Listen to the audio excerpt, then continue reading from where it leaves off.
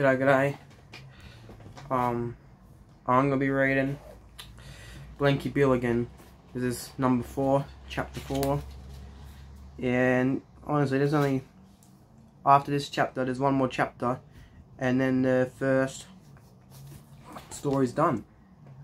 So, chapter 4, 5, and then we've got another story. So, we'll go to chapter 4, page 63.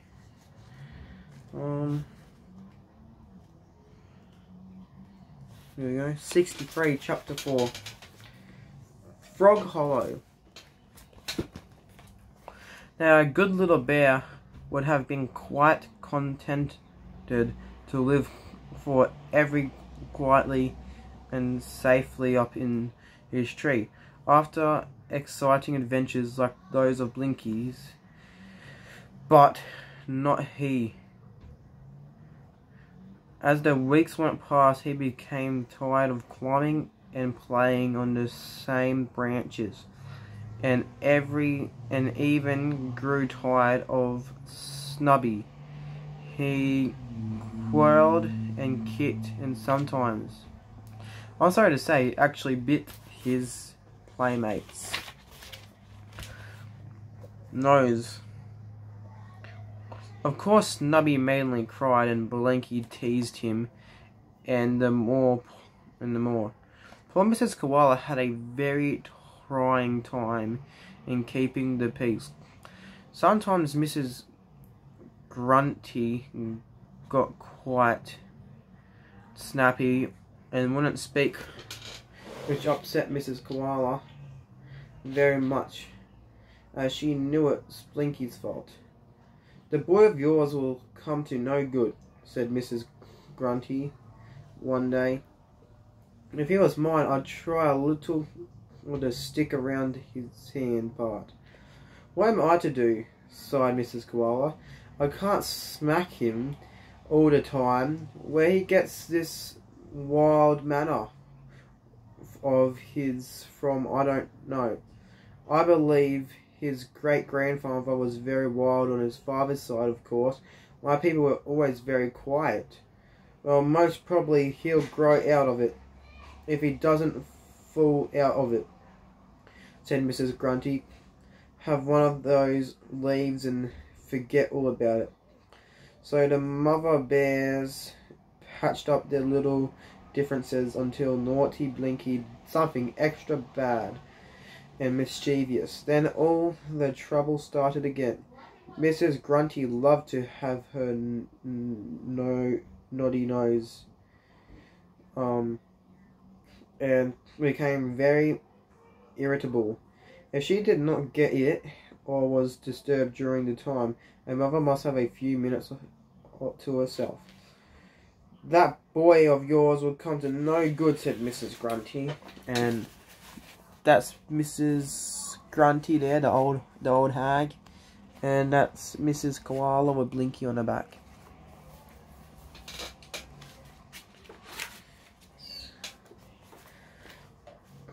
"Otherwise she becomes old and wrinkled, and goodness knows, my nose is funny enough without lines round it." She mumbled away as she crawled to a favourite corner, sometimes just as she got into sleep. All nicely curled up and was dreaming of peaceful things, Mr. Blinky would creep along the branch and nip her ear, or poke her side with his paw. Go away, or I'll eat you," Mrs. Grunty would growl, as she reached out to cuff his ears. But Blinky was always too quick for her, and would dodge behind the tree.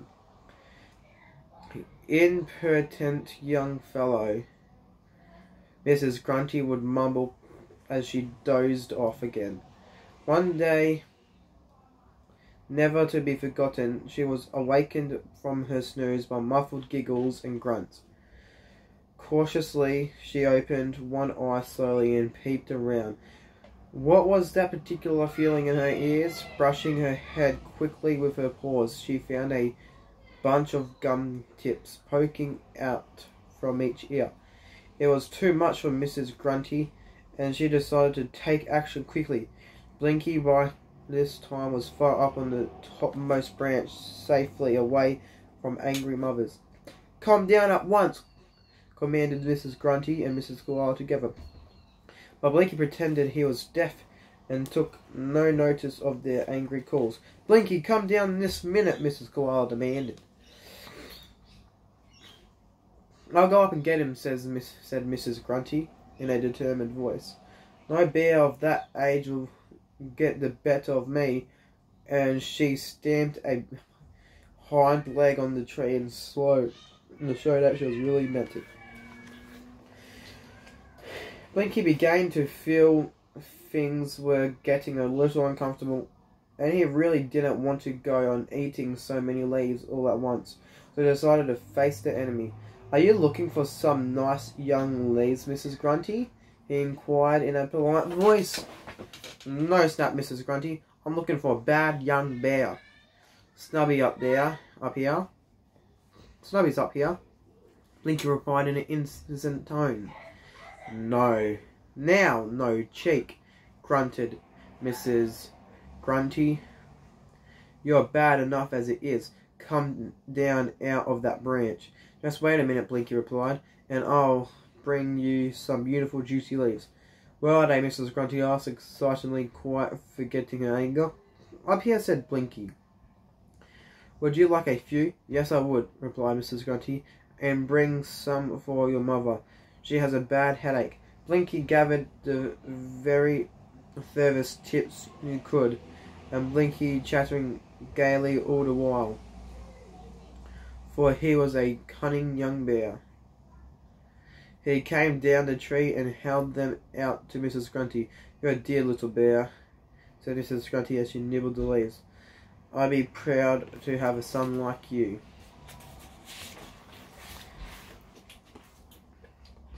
Naughty Blinky stood behind her back and screwed up his nose at her, and Snubby, who was watching from a branch close by, gave a loud squealing grunt.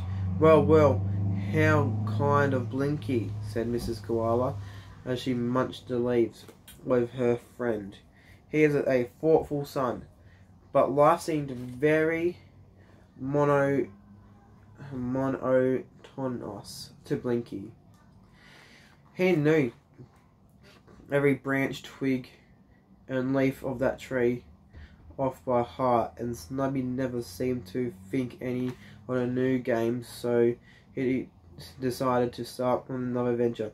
The more he thought of it, the braver he grew, until one evening when the moon shone extra brightly and the leaves looked silvery green, he decided the time had come to make a start. His mother and Mrs. Grunty and Snubby were sitting together way out on a distant branch, quite out of view.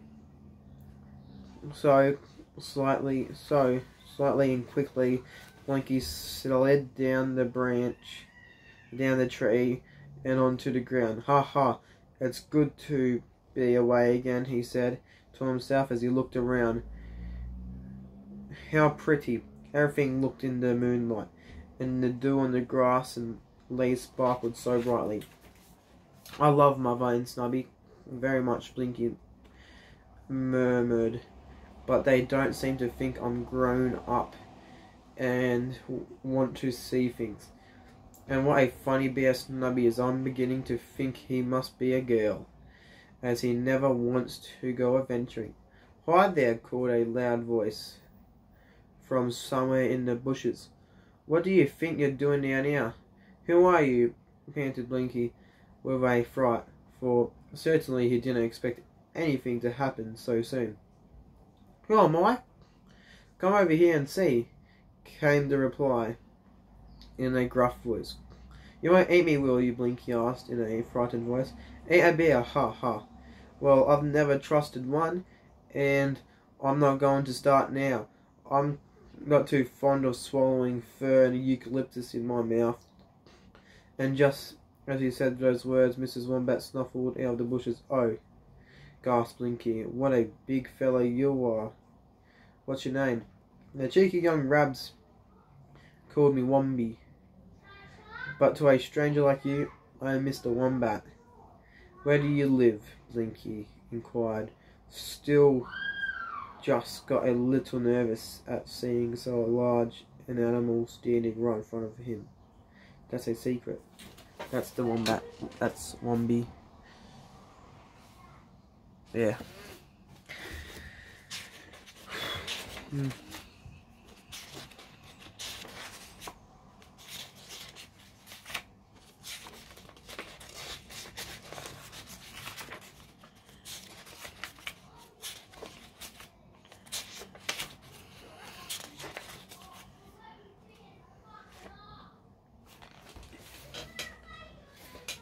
Replied Mr. Wombat.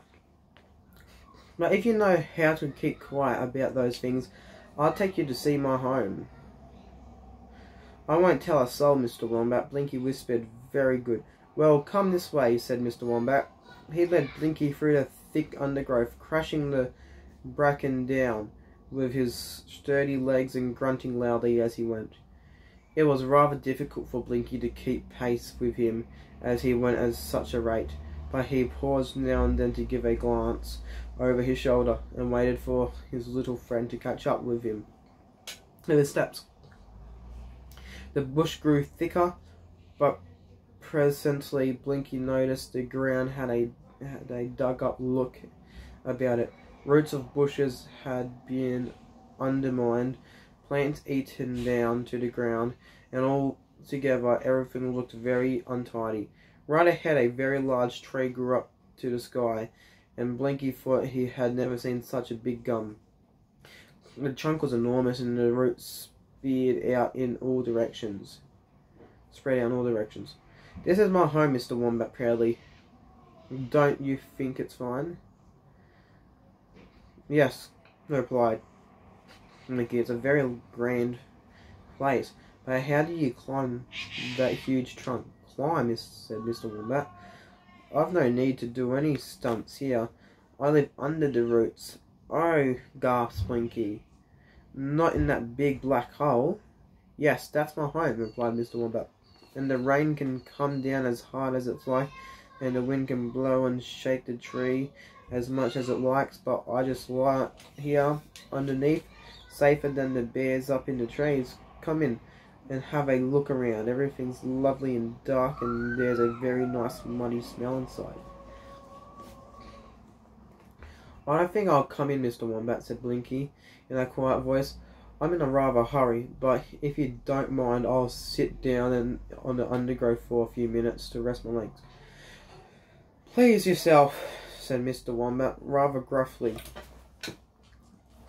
But seeing Blinky's startled eyes, he felt sorry for the little bear and offered to hunt around for a few shoots of plants to eat. I'm not hungry, Blinky said, but I wish you would tell me all about that big black hole, pointing to Mr. Wombat's home. Mr. Wombat at once came and sat down beside Blinky and started to tell him the story. Well, he began. I've lived here for many years now. Long ago I lived in the open... Oh,